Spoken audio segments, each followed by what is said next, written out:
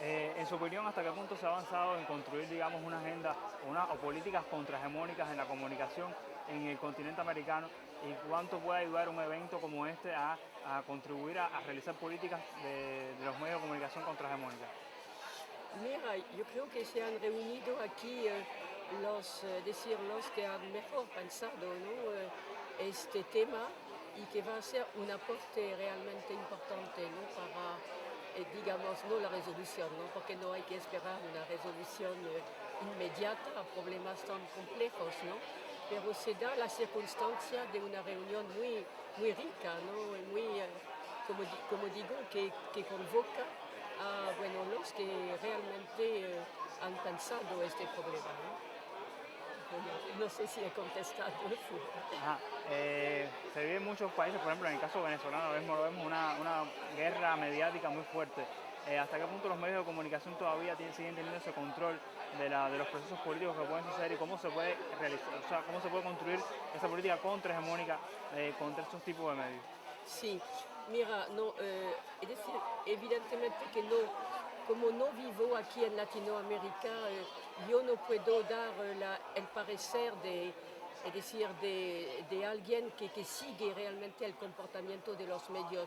Lo que sí puedo decir es que hay hubo una campaña internacional, ¿no?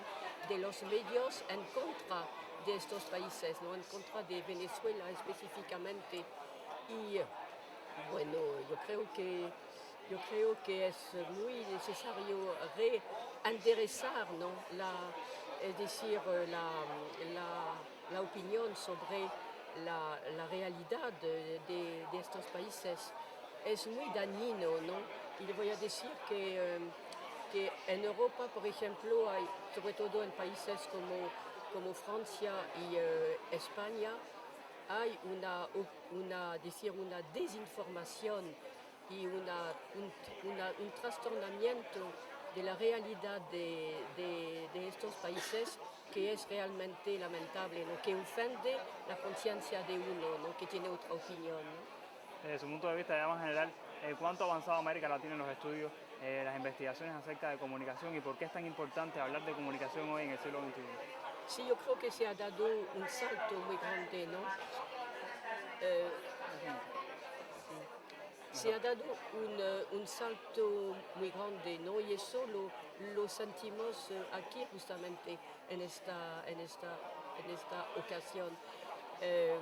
Evidentemente es decir, se tiene también mucho desconcierto, ¿no? Porque he oído hablar, por ejemplo, de la comunicación en América Latina en una etapa post-hegemónica, cuando al contrario es realmente una etapa donde se siente la revalorización de la hegemonía, ¿no? De los Estados Unidos, por ejemplo. Muchas gracias. De nada.